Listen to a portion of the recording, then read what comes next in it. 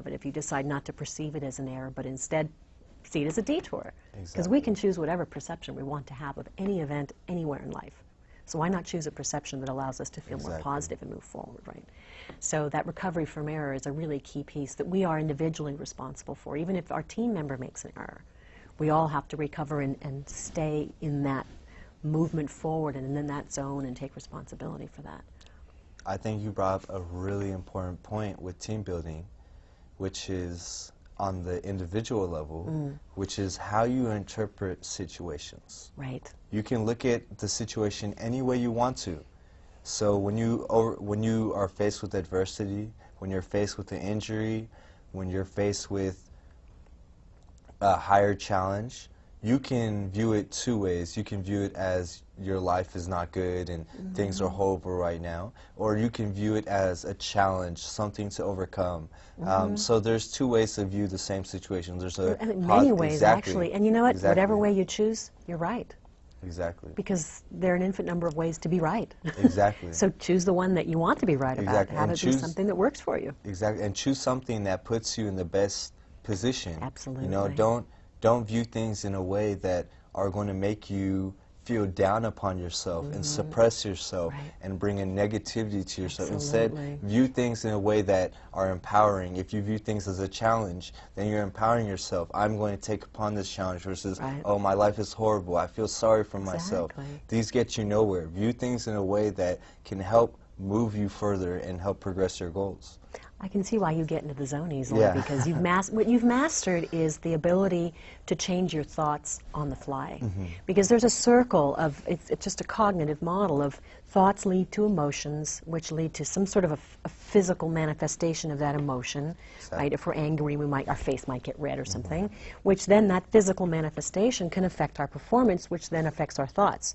So that loop, you want to keep it in a positive loop. Right?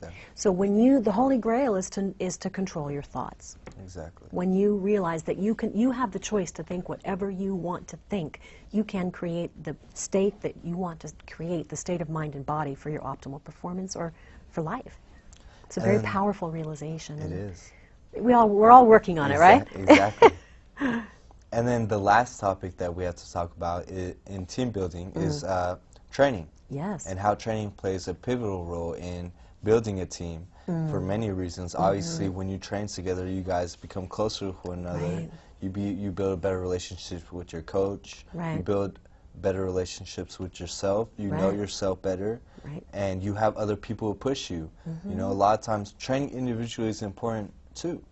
But what I've noticed that when I'm in the weight room with the football team, you have to work out harder because you have people that are going to be naturally stronger than you, naturally more motivated than you. And you look around you and you want to be up to par with everybody. So being in a team is great because it helps push you further. You have a whole group of people that are there to support you in your goals.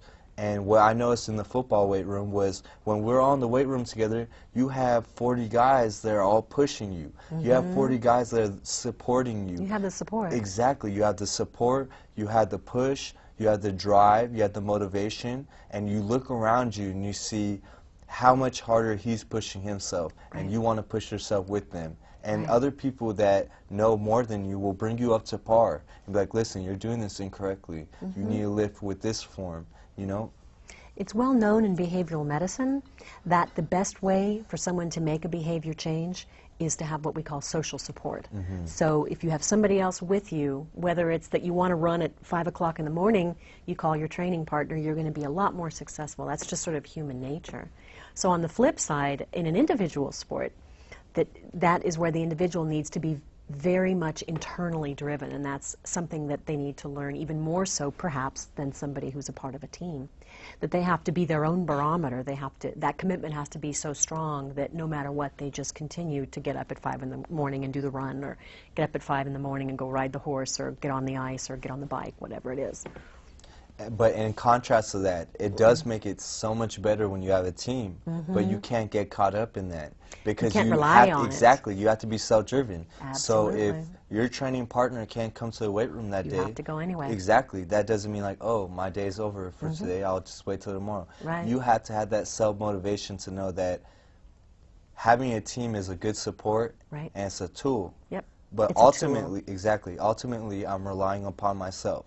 And that's kind of life. Exactly, that's Although life. we are interdependent, because Exactly. we do need other people at times, and that's important to know. Exactly. However, ultimately, it's personal You power, should personal bring it upon yourself, responsibility. personal responsibility. You're accountable for your Yep. own actions. You don't rely on anybody else. Right. Because if you rely upon yourself, you'll always do what you need to do. Right. Exactly. And then you can redirect, you can change course, you can detour if you need to. Then you have that power.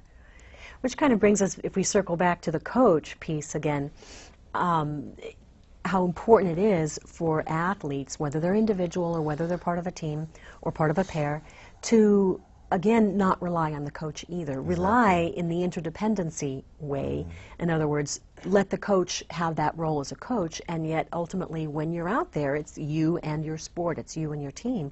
So again, I really feel that a good coach encourages autonomy in their individual athletes, and encourages the team to be self-sustaining in the sense that, you know, a coach will provide that philosophy and sort of allow the team as much as possible to be self-sustaining and come in to redirect in the optimal existence, right? So we've talked about psychology, and we've discussed how having a positive psychology is really important. Right, absolutely. And on a team level, so the Yeah. coach instituting a positive psychology, the individuals having a positive psychology to themselves. Right. And we discuss exercises and things to do to build positive psychology. And then we discuss communication. Right. We discuss the importance of communication from coach to players, player to player, and from player to coach. Having the will to communicate as a coach to every player, to give them importance, Yep. to give them a sense of that they're needed on this team to keep the team motivated. Yet at the same time, the players communicating with one another while they're playing, Right. or before they play, so they can understand each other, so they Right. can flow smoothly with each other. And I think also one point I'd like to make in there is that to learn how to communicate differently to each person, as whether it's the coach learning that each individual player is a different person and not to have a blanket approach, but to understand how each person learns best and to use that. So Yeah, it's, and then there's a plan, and then there's a training. Yep. So we discussed all the elements of team building, and once team again, performance, and the team psychology of performance, team and psychology of performance, team performance. And yeah. once again, these concepts can be applied to your own life, and they can apply to anything. So I hope you've learned a lot and you really pay attention today. Join us next time on Team Health. Thank you.